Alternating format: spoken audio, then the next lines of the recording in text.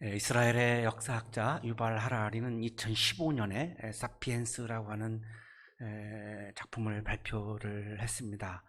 이 책에서 보잘것없는 우리 유인원들이 지구라고 하는 행성의 지배자가 어떻게 될 수 있었는가를 그 과정을 우리들에게 상세하게 이야기해 주고 있습니다.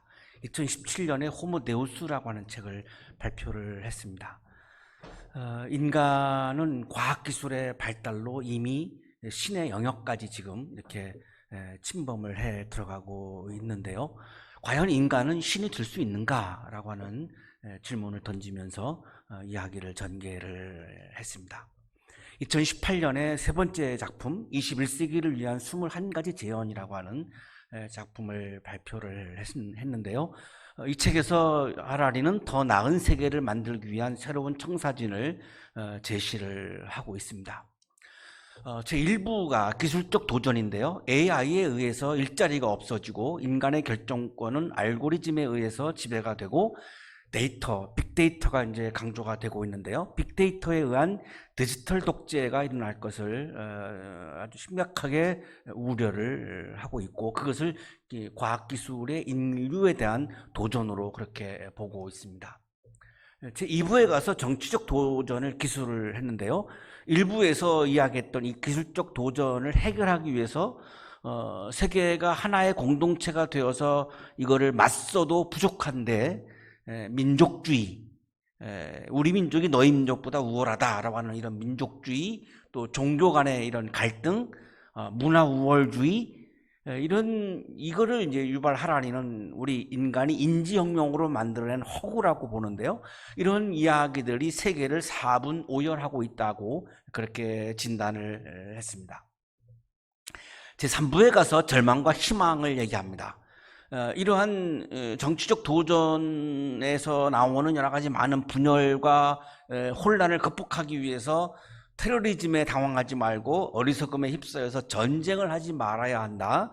온 인류가 하나가 되어서 연대해야 된다라고 하는 것을 강조를 하면서 3부 12장의 제목이 겸손입니다. 이 부제가 당신은 세계의 중심이 아니다 라고 이렇게 달고 있는데요. 이 기술적 도전, 정치적 도전 앞에서 인류는 자기 공동체가 최고라고 생각하지 말고 겸손해야 한다라고 충고합니다. 그래야 전쟁이 일어나지 않을 수 있고 인류는 하나가 되어서 공동으로 기술적 도전에 대해서 대처할 수 있다라고 강조를 하는데요. 거기서 굉장히 중요한 덕목이 겸손이라고 보는 거고요. 겸손의 핵심은 내가 세계의 중심이 아니다, 내가 속해 있는 공동체가 세계의 중심이 아니다라고 하는 것을 인정할 때에 겸손은 가능할 수 있다라고 지적을 합니다. 인용하겠습니다.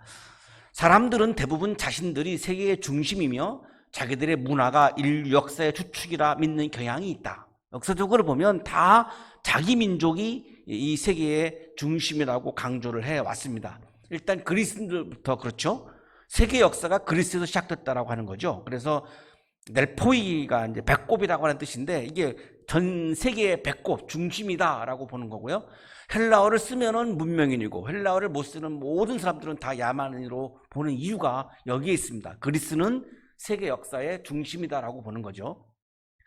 중국의 민족주의자들은 그야말로 중국, 이 가운데 이 중국이 전 세계의 중심이다라고 보는 겁니다. 세계 역사가 황제에 의해서 시작이 됐다고 보는 거예요. 그래서 전 세계의 중앙에 있다, 중심에 있다. 그래서 중국이라고 하는 국호를 쓰고 있는 거죠. 힌두 우월주의자들도 이 비행기와 핵폭탄이 인도의 고대 성인들이 발명했다고 그렇게 주장합니다.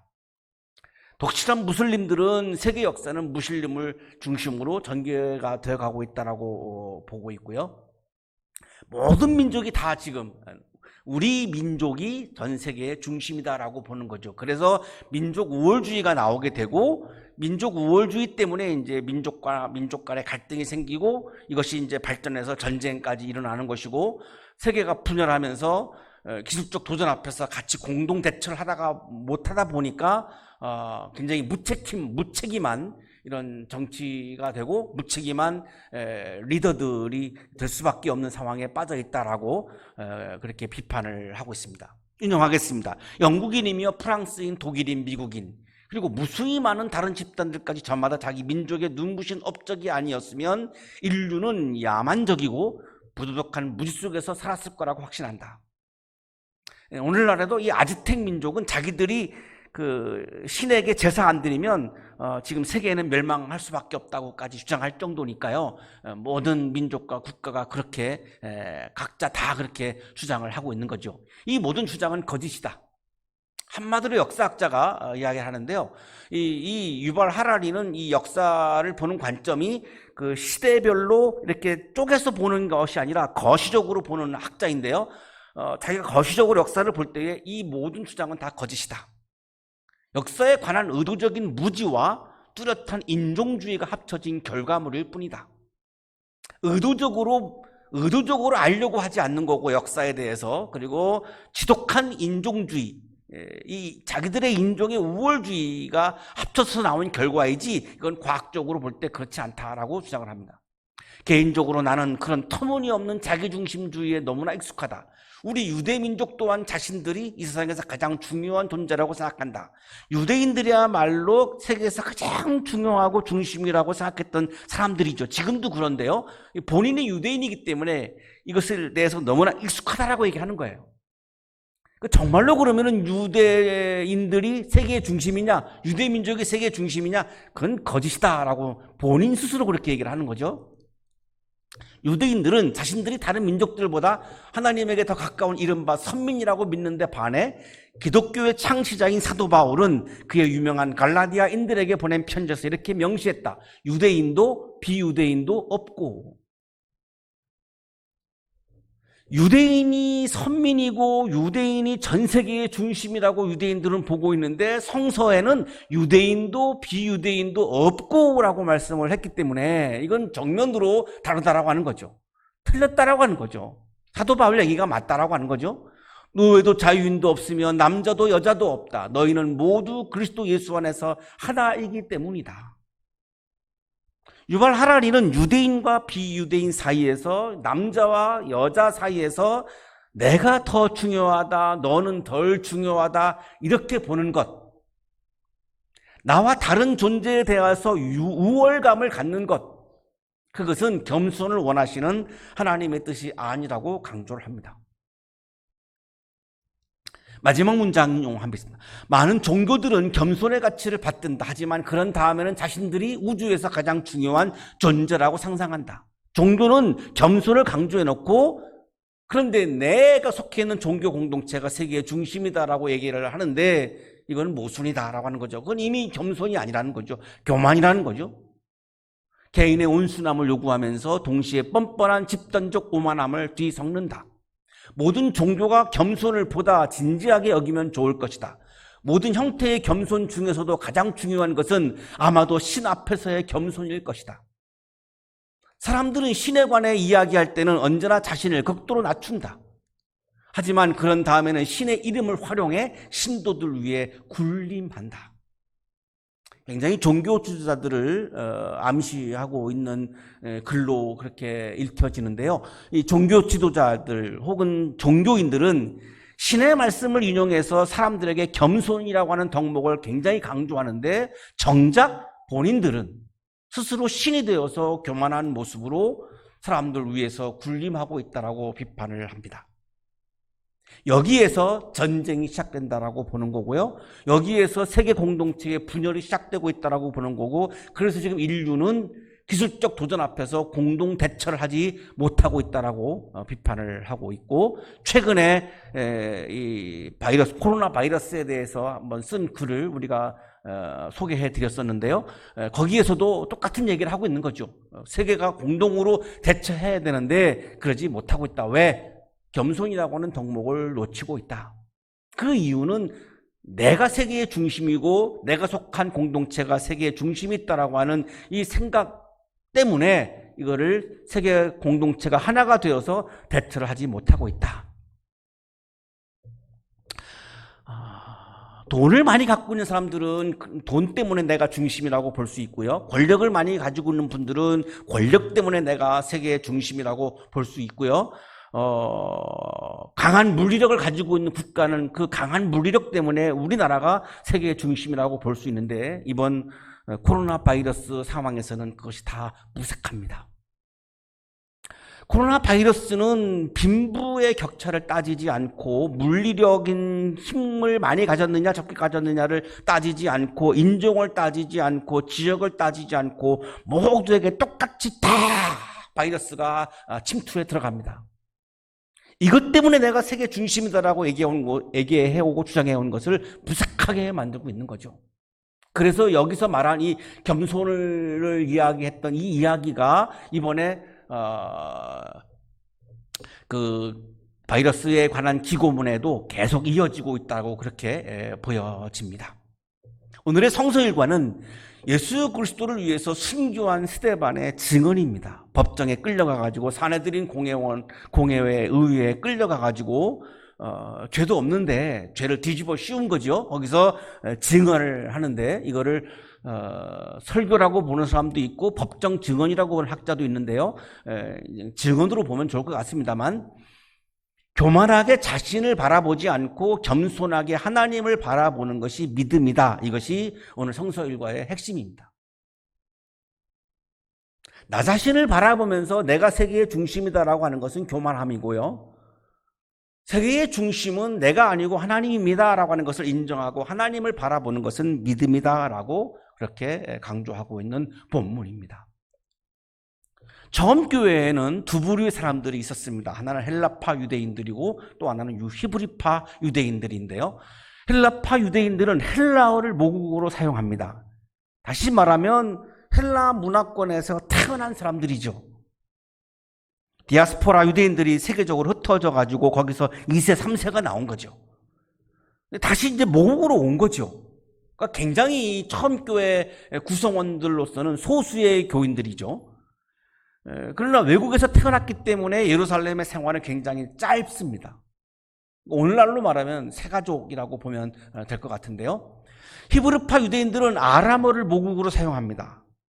그러니까 디아스포라의 상황에서 외국으로 흩어지지 않고 계속 이스라엘에 머물렀던 사람들이니까요. 다수의 교인들이고 오랫동안 예루살렘에서 생활한 교인들입니다. 오늘날로 말하면 교회 창립 멤버라고 보면 되는 거죠.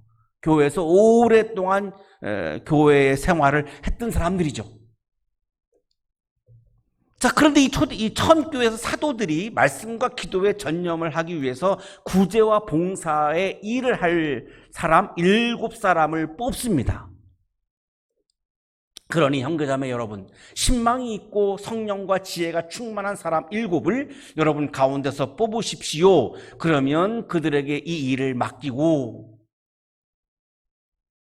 구제하고 봉사하는 일들은 7사람에게 맡기고 사도들은 말씀과 기도에 전념을 하겠다라고 하는 거죠. 그런데 그 뽑는 기준이 나오죠. 신망이 있고 성령과 지혜가 충만한 사람. 자, 여기에는 교회 오래 다닌 연수가 없습니다. 나이가 없습니다. 헌금을 많이 들었느냐 조금 들었느냐 이것도 없습니다. 오늘날의 교회에서 일꾼을 뽑을 때의 기준과는 상당히 다르죠. 오늘날에 우리가 한국교회에서 일꾼을 뽑을 때 적용하고 있는 나이, 오래된 연수, 헌금 드린 액수, 공로, 이걸 가지고 일꾼을 뽑는 것은 비성서적인 거죠. 여기서부터 한국교회의 어려움이 시작되고 있다고 저는 보는데요. 헬라어 성서를 보면은 구제한다도 디아코니아고요. 말씀 사역도 디아코니아입니다. 7명이 담당하는 구제도 디아코니아라고 나오고요. 사도들이 하는 집중하려고 하는 말씀 사역도 디아코니아라고 나옵니다. 똑같습니다. 똑같은 단어를 씁니다. 디아코니아라고 하는 개념은 봉사를 했다는 의미이지 직분의 의미가 아닙니다. 신분, 위치, 계급의 의미가 아닙니다. 처음 교회에는 집사라는 직분이 없었습니다. 직분을 두어서 계급을 두지 않았습니다. 다 평등했습니다. 다 똑같았습니다. 일꾼을 뽑은 거지 집사를 뽑은 게 아닙니다. 우리 교회는 그래서 집사, 권사, 장로라고 하는 직분을 두지 않는데요. 미국의 연합감리교회도 집사, 장로, 권사가 없습니다. 자, 한국교회가 지금 적용하고 있는 이 직분 제도는 비성서적입니다. 김덕준 교수의 주석입니다. 이들은 결코 집사가 아니며 집사로 불릴 수 있는 사람들이 아니기 때문이다. 무엇보다 성경 어느 곳에서도 이들을 가리켜 집사라고 말한 적이 없기 때문에 우리는 그들을 집사라고 생각하거나 단정해서는 안 된다. 처음 교회는 직분이 없었습니다. 집사가 없었습니다. 권사 없었습니다. 장로 없었습니다. 김경진 교수의 주석입니다. 성서에서 이들이 집사라고 불리지 않기 때문이다. 그래서 오늘 본문에도 집사라고 나오지 않죠. 그냥 일곱이라고 나옵니다. 이거를 오역을 해가지고, 이거를 오해를 해가지고 한국교회는 일곱 집사라고 부르는데요. 집사라고 하는 단어가 없습니다. 사도행전 지금 본문에 없습니다. 구제와 봉사를 할 7명의 일꾼은 신망이 있고 성령과 지혜가 충만한 사람이었지 나이가 많은 사람 아니었고 교회를 다닌 연수가 오래된 사람이 아니었고 교회에서 헌금을 많이 드린 사람이 아니었고 교회에 공로가 많은 사람이 아니었고 다르죠. 처음 교회와 많이 다르죠. 7명의 일꾼이 선출이 됐는데요. 그 7명은 이렇습니다. 스데반, 헬라어로 스테파논입니다. 빌립, 브로고로, 니가노르, 디몬, 바메나, 파르메, 니골라 다 헬라식 이름입니다. 7명의 일꾼이 다 헬라파 그리스도인들, 다 새가족입니다. 어떻게 이런 일이 일어났을까요? 다수파가 소수파를 세운 거죠. 오래된 교인들이 새가족을 교회 일꾼으로 세운 겁니다. 왜 그랬을까요? 예수님 말씀 때문입니다. 이와 같이 꼴찌들이 첫째가 되고 첫째들이 꼴찌가 될 것이다. 이와 같이 나중된 자로서 먼저 되고 먼저 된 자로서 나중되리라. 예수님이 나중된 자가 먼저가 된다라고 말씀했기 때문에 교회에서 일꾼을 뽑으면서 이들은 이 말씀을 기억하고 있었고 그래서 다수파의 오래된 교인들이 소수파의 새가족들을 교회 일꾼으로 선출한 겁니다.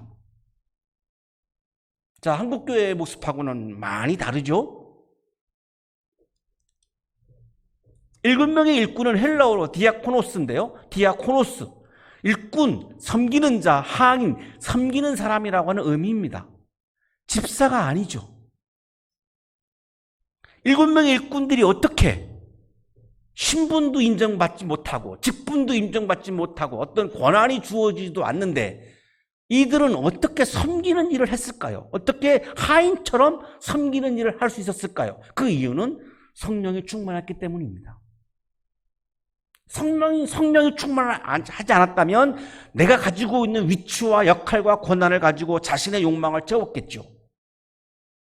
집사라고 하는, 권사라고 하는, 장로라고 하는, 목사라고 하는 이 직분에게 주어지는 위치와 역할과 권한을 가지고 나는 욕망을 채우려고 하는 굉장한 유혹을 받을 수밖에 없죠. 우리가 현재 지금 현실이죠. 그런데 이들은 그런 게 아니었죠. 그냥 성령이 충만했기 때문에 그걸 가지고 섬겼죠. 일꾼처럼 그냥 섬겼습니다. 그 이유는 성령이 충만했기 때문에 가능했던 거죠. 자, 오늘 성서 일과의 주인공으로 등장하는 스데반은 집사가 아니고 7명 중에 일꾼 중에 한 사람입니다. 그런데 성서에는 이 스데반이 성령이 충만했음을 강조하죠. 성령이 충만했다라고 하는 의미는 내 마음에 자신을 위한 욕망이 가득하지 않았다는 것입니다. 그래서 섬기는 일꾼의 역할이 가능했던 거죠. 하나님의 영, 하나님의 마음, 하나님의 뜻이 가득했기 때문에 내 욕망이 가득하지 않았기 때문에 이 일꾼에게 주어진 이 역할을 가지고 내 욕망을 채운 게 아니라 나를 바라본 게 아니라 하나님을 바라보면서 하나님의 뜻을 이루어 갔던 거죠. 성령으로 하나님의 말씀을 증언합니다. 사도행전 6장 10절에 나오는데요. 성령으로 하나님의 말씀을 증언합니다. 내 생각으로 하나님의 말씀을 증언한 것이 아니라 성령으로 하나님의 말씀을 증언하죠. 그랬더니 사람들이 스데반을 사내들인 공의회로 끌고 갑니다. 성령으로 하나님의 말씀을 증언한 게 왜 죄가 되죠? 사도행전 6장 13절 이렇게 말씀합니다. 이 사람은 쉴 새 없이 이 거룩한 곳과 율법을 거슬러 말을 합니다. 성령에 충만해서 말을 했더니 그 말은 성전과 율법을 거스르게 됐습니다. 왜 그랬을까요? 당시의 성전과 율법은 성령을 따르지 않았다라고 하는 증거이죠. 왜요? 성전을 하나님보다 더 위에 두었고 율법을 하나님보다 더 위에 두었습니다. 그 성전에서 나오는 이권이 어마어마했고 그 이권이 제사장들에게는 중요했지 성령과 하나님의 말씀은 중요하지 않았습니다. 그래서 스데반이 성령에 충만해서 말씀을 전했더니 그 말씀의 내용은 성전을 거스르고 율법을 거스를 수밖에 없는 거죠. 왜? 성전과 율법이 하나님을 안 따르고 있었으니까요.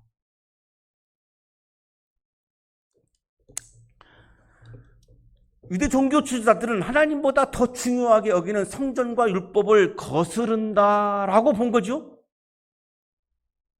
성령으로 하나님의 말씀을 증언했는데 성전과 율법을 거슬렀다라고 본다면 당시의 성전과 율법은 하나님의 말씀과 성령을 거슬렀다라고 하는 증거가 그냥 드러나고 있는 겁니다.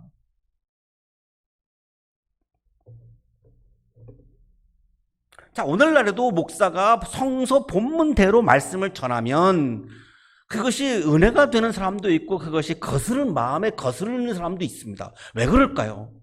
성서 본문 그대로 전했는데 왜 내 마음이 거스를까요?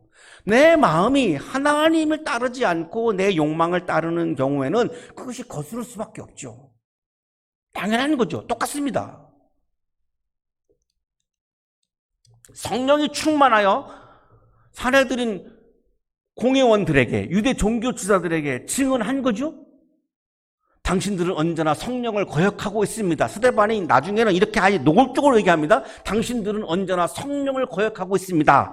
성전을 바라보고 있고 율법만 바라보고 있는 당신들은 성령을 거역하고 있습니다. 왜? 성전과 율법이 성령을 따르지 않고 있으니까요. 이제 당신들은 그 의인을 배반하고 죽였습니다. 그 증거가 뭐냐? 성령을 거역하고 있는 증거가 뭐냐? 여러분들이 예수를 죽이지 않았습니까? 그 예수는 하나님의 아들이었고 그 예수는 성령이었는데 예수를 죽였는데 당신들이 어떻게 성령을 거역하지 않았다라고 주장할 수 있습니까? 성령을 거역하고 있지 않습니까? 예수를 죽였으니까. 자, 여기에서 유대 종교자들은 노발대발합니다. 자기들이 죽인 거 맞고요. 그런데 자기들이 죽였는데 그걸 다시 불러들이니까, 예수를 다시 불러들이니까 굉장히 노발대발할 수밖에 없는 거죠. 당신들은 천사들이 전하여 준 율법을 받기만 하고 지키지는 않았습니다. 여러분들이 율법을 중요하다고요? 율법을 받기만 했지 지켰습니까? 여러분들은 지키지 않았습니다. 율법의 핵심이 무엇입니까? 하나님 사랑, 이웃 사랑인데 하나님의 아들을 여러분들은 죽였습니다. 그럼 하나님을 사랑하지 않은 거죠. 예수라고 하는 한 인간을 죽였습니다. 이웃을 사랑하지 않은 거죠. 그러면 율법을 안 지킨 거죠. 율법이 중요하다고 여러분이 강조하는 것은 위선입니다 라고 스데반이 설교 증언을 하고 있는 거죠.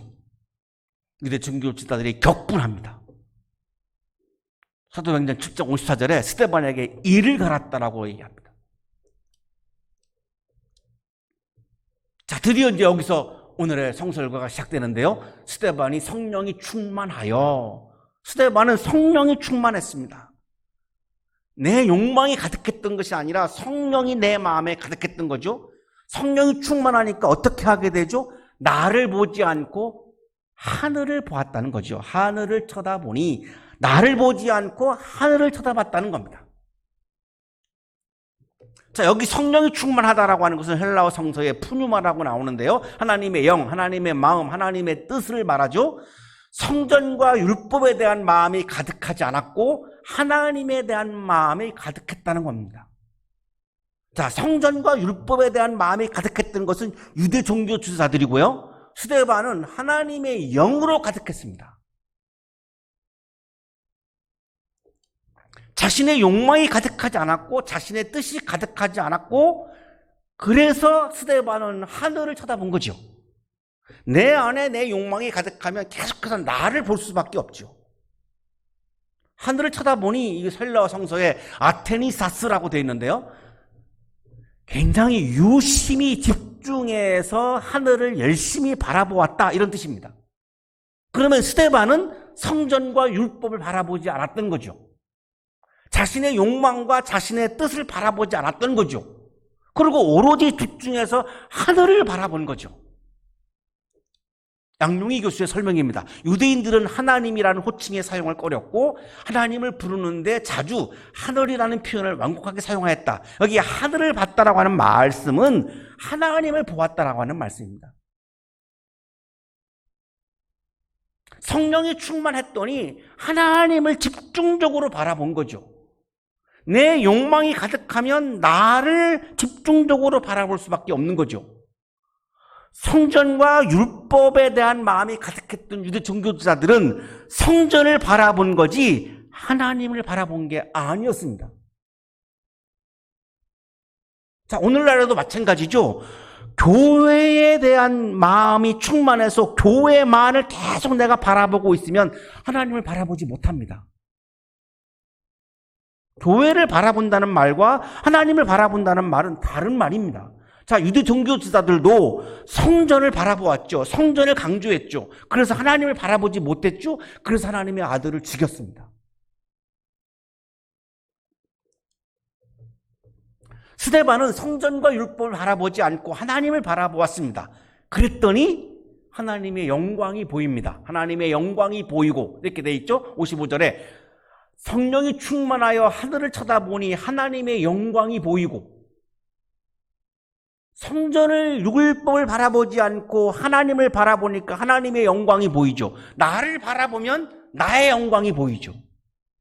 하나님을 바라보면 하나님의 영광이 보이죠. 성전을 바라보면 성전의 영광이 보이죠. 하나님을 바라보면 하나님의 영광이 보이죠. 자, 교회를 바라보면 교회의 영광이 보이죠. 하나님을 바라보면 하나님의 영광이 보이죠. 다르죠? 교회를 바라본다는 말과 하나님을 바라본다는 말은 다른 말입니다. 교회를 바라보고 있으면 교회의 영광이 보이지 하나님의 영광이 보이지 않습니다. 하나님을 바라보아야 하나님의 영광이 보이죠. 스데반이 하나님을 바라보았을 때 하나님의 영광이 보였고, 그 다음 하나님의 영광이 보이니까 예수가 보였습니다. 예수께서 하나님의 오른쪽에 서 계신 것이 보였다. 하늘을 바라보았다. 하나님을 바라보았다. 그랬더니 하나님의 영광이 보였고 하나님의 영광이 보이니까 예수가 보인 거죠. 예수를 만나고 있는 거죠. 이거를 믿음이라고 지금 스데반은 증언하고 있는 겁니다. 그래서 그는 보십시오, 하늘이 열려 있고 하나님의 오른쪽에 인자가 서 계신 것이 보입니다. 예수가 보입니다. 우리가 오늘날 예수를 왜 못 만나죠? 하나님을 바라보지 않고 교회만을 바라보고 율법만을 바라보고 나만을 바라보고 있으면, 하나님을 바라보지 아니하면 하나님의 영광이 보이지 않고 하나님의 영광이 보이지 아니하면 예수를 만날 수 없음을 지금 스데반은 증언하고 있는 거죠.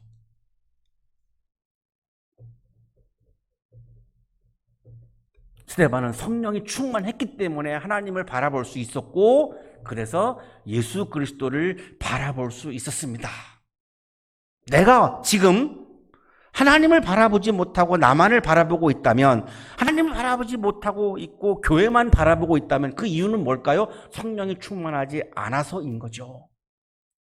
내가 지금 오늘날 예수를 만나지 못하고 있다면 왜 못 만날까요? 예수님이 안 만나 주실까요? 아니, 예수님은 우리를 언제든지 만나고 싶어 하시는데 왜 못 만날까요? 내가 성령이 충만하지 않기 때문인 거죠.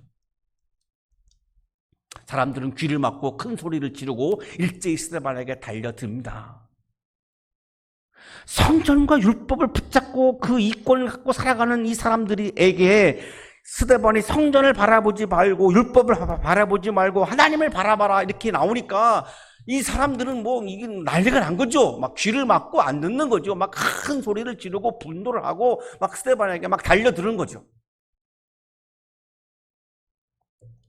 그를 성 바깥으로 끌어냅니다. 돌로 칩니다. 당시에 죄인들에게 했던 그 형벌이 돌로 쳐서 죽이는 거였는데요. 생명을 놓고 자기들 마음대로 하고 있죠. 자기들이 하나님이죠, 지금. 이들이 누구예요? 유대 종교 지도자들이에요. 성전을 운영하는 사람들입니다. 율법을 해석하는 종교인들입니다. 김경진 교수의 주석입니다. 당시 돌로 쳐 죽이는 방법은 먼저 높은 곳에서 증인들이 죄인을 밀쳐 떨어뜨렸다. 그래도 살아있다면 커다란 둥근 돌을 죽을 때까지 던졌다. 지금 스데반에게 지금 이렇게 하고 있는 겁니다. 스데반이 한 거는 뭐죠? 성령이 충만해서 성령이 시키는 대로 말씀을 전한 것밖에 없는데, 사울이라고 하는 청년의 발 앞에 스데반을 두죠. 이 사울이 바로 우리가 알고 있는 그 바울입니다.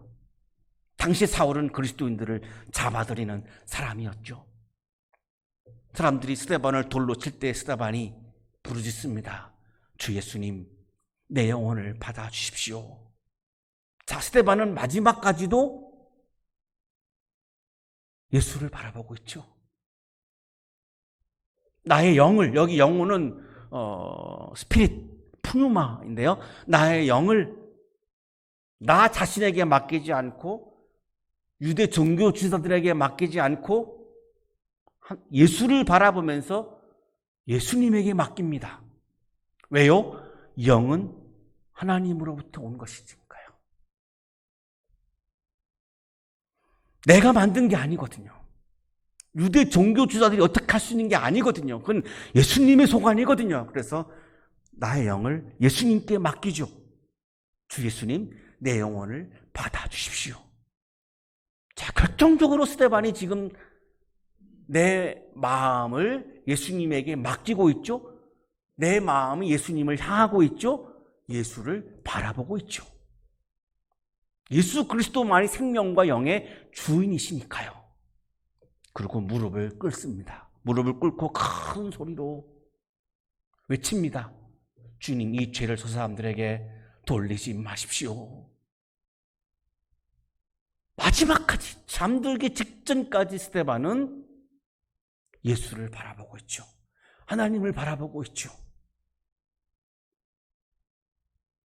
그는 마지막 숨을 거두기 직전까지도 사람들에게 하나님을 바라보는 것, 나를 바라보지 않고 하나님을 바라보는 것, 성전을 바라보지 않고 하나님을 바라보는 것, 율법을 바라보지 않고 하나님을 바라보는 것, 이것이 믿음입니다 를 끝까지 마지막까지 증언을 하고 그리고 눈을 감았습니다. 그것을 스데반의 순교라고 우리가 부르고 있는 거죠.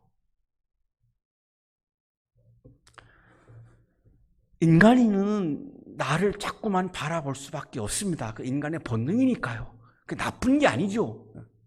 그러나 내가 믿음의 사람이라면, 그리스도인이라면 자꾸 그것을 절제하고 그것을 자꾸 바꾸어, 메타노이아, 그 생각을 바꾸고 내 마음을 바꾸어서 나의 시선을 자꾸만 하나님을 향하는 그런 믿음의 사람으로 살아갈 때에 우리에게 영적인 기쁨이 가득할 것입니다. 하나님을 바라보는 그리스도인이 되셔서 하나님 나라의 기쁨이 가득한 여러분의 삶이 되시기를 축복합니다. 기도드리겠습니다.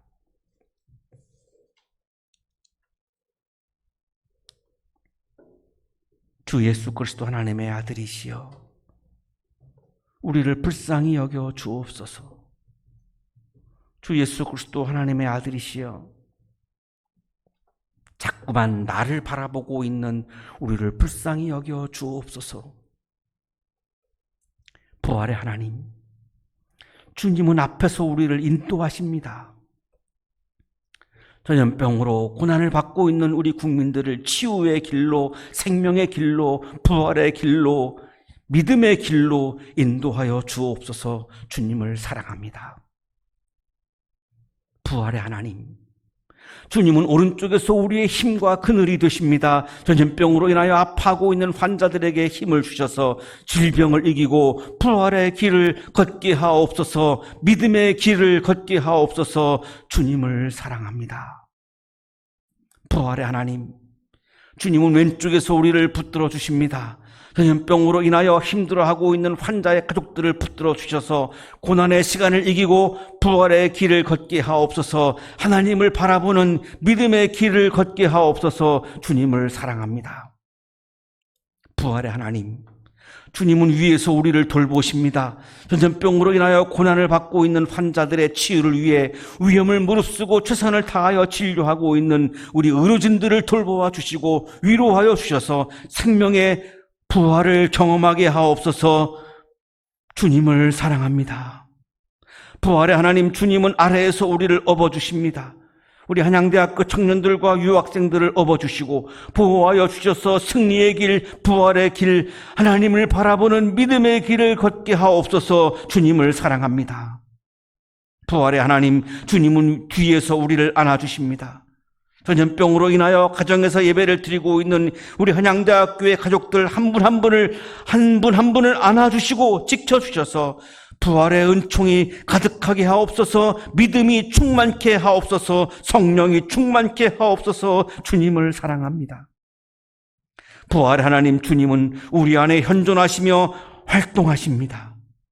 하나님, 이 나라에 현존하시고 활동하셔서 모든 생명을 구원해 주시고 치유하여 주옵소서. 하나님의 나라가 지금 여기에 오게 하셔서 이 나라가 새로운 나라로 부활하게 하옵소서. 주님을 사랑합니다. 죽음을 이기고 부활하신 예수 그리스도의 이름으로 기도하옵나이다. 아멘.